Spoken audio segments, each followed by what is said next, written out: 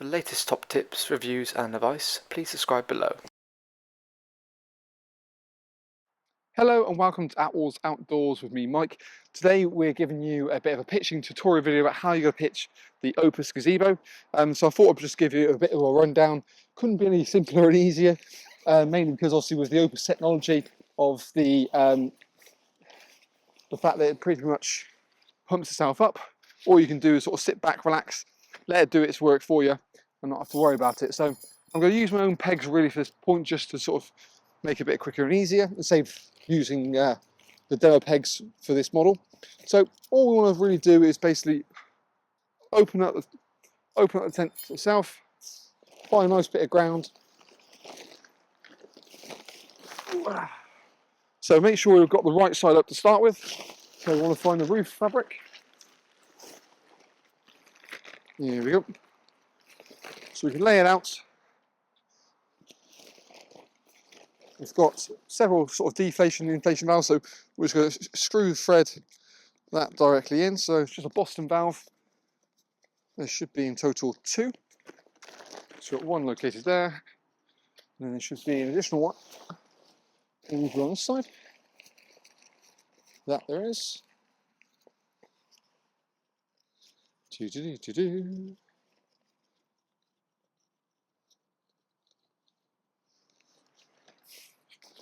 Actually, we got multiple. Perfect. Brilliant. So what I want to do is make sure all the doors are zipped. We're then going to peg the base of the corners. So I want to basically peg the main 4 corners itself. Because it's a perfect 3x3 rectangle, we can just make sure we're kind of nice and square on this front. So I'd always recommend expanding the peg point as far as you can. When you insert the peg, insert it in about a 45-degree angle. I'm going to go dead square again. Ideally, you want to get almost tension against that point there as well.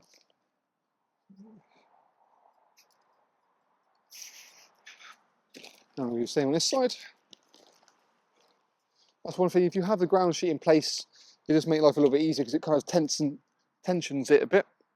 But you can kind of sort of see where we are. We can always look at really tension this at a later point.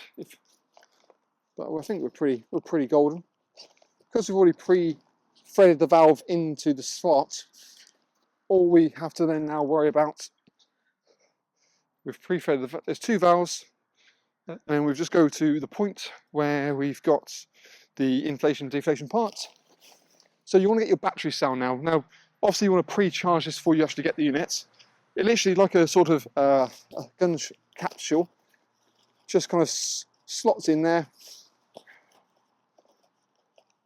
You can see there's a little kind of touch points on the side, just making sure it sits in there really nice and neatly. It'll press in, and then you've got a little button down the bottom here. So then you can just press the button and it'll start inflating. So because it's got its own built-in pump, now what we can do is pretty much just sit back, relax, keep the dog entertained if we wanted to, and it'll just gradually pump itself up. Like I said, you've got an inflation point on one side, so that's actually the electric battery pack goes into there. We can then use that battery pack later on in the video to run the lights and things like that as well. But you can have a manual override, so there are separate points that you can do that. So naturally, as you can see, I haven't got to do anything at all. Runs about 7 psi is kind of recommended pressure, but I said the actual battery pump will get, when it gets to the right pressure, it's got a regulator that will just cut it off to that point. You hear it sort of stop and cease. The battery pack basically is 300 milliamps. We've done a separate review video talking about it as well, so you can always check that out if you want to kind of see that in the flesh. But that slowly cranks it up, and like I said, the 300 milliamp battery will run lighting. It can be your little storage point if you want to run something else off it as well, so charge phones and that sort of thing. We've also got storm straps throughout all of it as well. So, I'll just quickly unpeg that, peg it back in. So we're just making sure the storm straps are all kind of free. So we're going to certainly need those a little bit later on. Yep, we're good to go. So Opus is very clever in what they do. I mean, obviously they're a high-end tent brand, looking around about I think it's just over about £500 for the whole kind of kit, but they've kind of expanding their range. Runs with 150 denier material as well, so it's a nice sort of fabric, good sort of waterproof level, about 4,000 mil high strength head. So it's got, but again, for just popping up, popping it down, you can sit back, you can use it in the garden, you can use it for camping. There's a lot of no range of items you couldn't necessarily use it for. Sports stays, anything like that.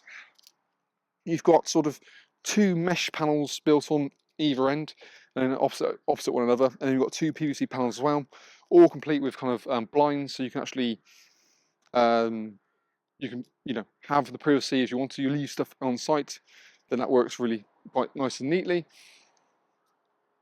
But I'll say that pump just going to carry on its way up. Again, it's not the quickest thing, but I can sit here, chat, get myself a pint if I really wanted to, and it's just a kind of carry on up. You can feel the overall pressure of it slowly getting up there, which is quite nice as well. In fact, then all you got to worry about is kind of the pegging out. Because it's kind of a crossover dome shape, naturally it will just about form a shape. What you might find you need to do is just go in and help it up, just to get it, really, because the beam sometimes finds to fight itself. So once it gets to the right sort of pressure, to be fair, we're not far off that. You also sometimes find it is sometimes a bit more of a vacuum, so it just needs a little bit of a helping hand. So what I'm going to do is just going to step in through the side door.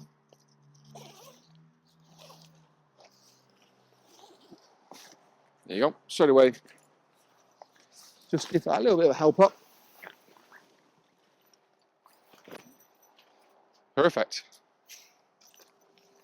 What we'll do now is we'll just slip that back off again. We'll make sure we kind of close all the panels before we do anything else. It's now probably a good time to see if we need to kind of re-peg it at any point.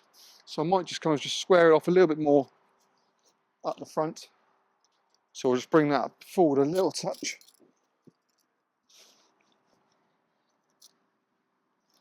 I can still hear the pump just kind of humming away.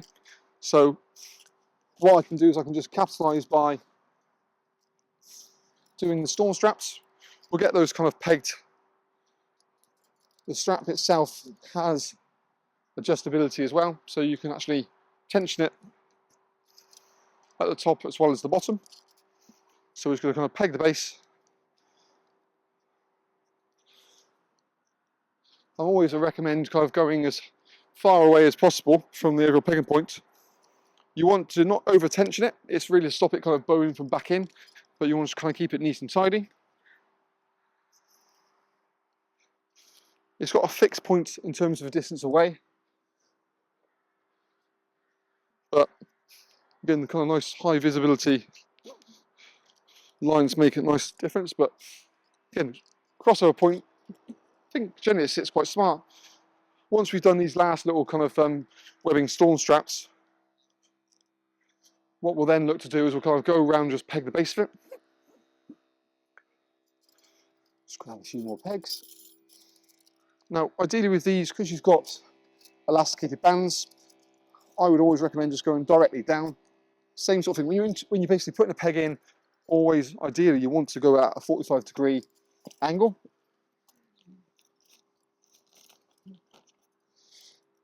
Now, it's got a door panels that's separate to the other ones. So you can go directly down. For me, I always quite like to probably, when you've got things like the side panels, depending on how you're going to kind of orientate it and utilize it, you can, so there's almost like a fixed side to the door, so we can go directly down with that.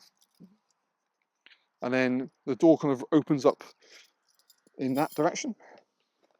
So again, it's a good point to sort of see which door you want to use and have open. You may not peg that as quite as much, but we're up, we're looking smart, we're good to go. Again, structurally, pretty solid. But as simple as that. What we'll do next is we'll move on to packing away the gazebo itself and just sort of showing you how to get back into the bag with ease. And obviously it's quite crucial. The bag is definitely kind of oversized as well, so that's one thing that is quite nice. It's quite simple to see how kind of that is done. Yeah, pitched, ready to go. Enjoy our little spot. So couldn't be any less strain on myself to do, but let's move on to packing it away. So now we move on to packing away the Smart Air Gazebo, and shamefully, unfortunately, it doesn't deflate itself. So we have to get involved for that little part. But what I want to start by doing is basically leave the main four corners pegged in. The rest of the pegging points we can actually just undo. So we're just going to work our way around it for the time being. Now, what we're going to do is basically deflate it from the two sort of inflation/deflation valves, the manual ones that is. I've removed the battery pack from the actual main body of it. Reason being is I want just to make sure that if I want to charge it or anything like that, it's kind of handy to have it outside of it. There's a little pouch on the outside of the bag we can then use to put that into if need be. With anything with lithium-ion batteries, I would always recommend, you know, charge them every now and again just to kind of top it up. I mean, it doesn't require a whole lot of power to actually kind of sort of inflate it, but it's better to have it in a more accessible place than anything really.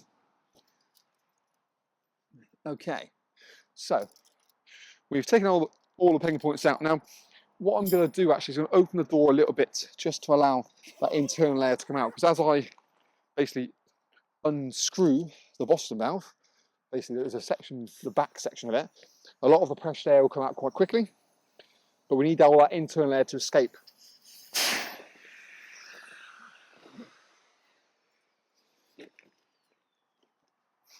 By leaving the pegging points in place, what we can see is it almost folds in on itself. We'll just undo that secondary valve as well. Then it means we've got actually two obviously valves on the outside of there. What I'm going to do at this point here is just very briefly just run my hands over the valves, basically where the beam is located, pushing the air towards the outside point. The reason I'm doing this is just going to manage the sort of internal airflow for when we come to pack it away. We're going to find that the air isn't trapped anywhere. During our packing method, we will kind of use a method that's going to, again, push the air towards the valves. But anyone knows me, is I like to be quite thorough. Perfect. So, because the valves are located both on this side here, what I'm going to do is unpeg the back section. And we're going to basically use the bag as our reference point to get our fold.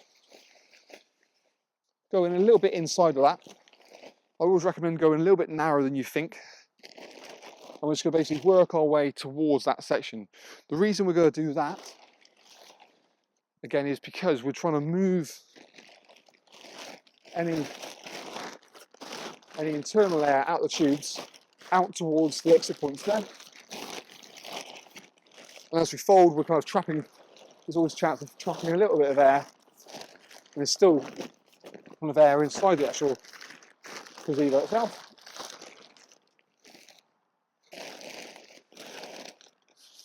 So again, it's just pressing in external air. You can see, obviously, how much air is still kind of left in there.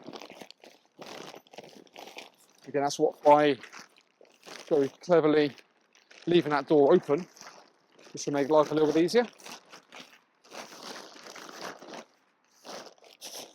Perfect.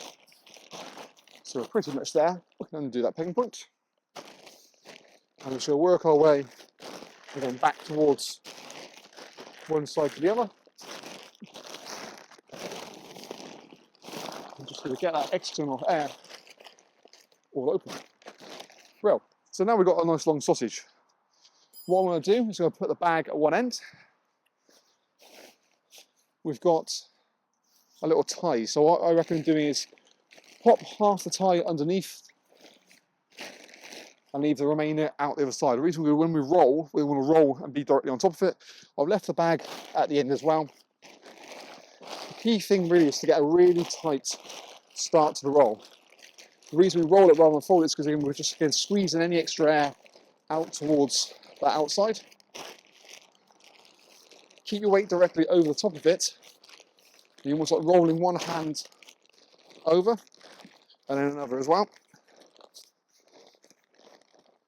And you can see the air, obviously the air is bulging and moving. So we're working towards that open valve. An extra side. And now we've done that, we've got an extra bag. Our tie's in position here. We can just tie it up.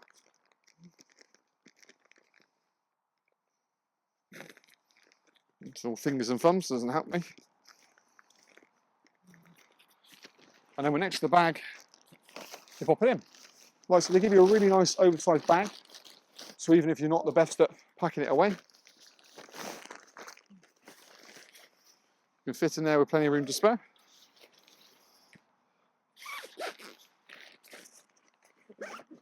Brilliant. And you've got compression straps as well. So again, it's just easier to kind of just compress it, bit of tension on it, and we're good to go.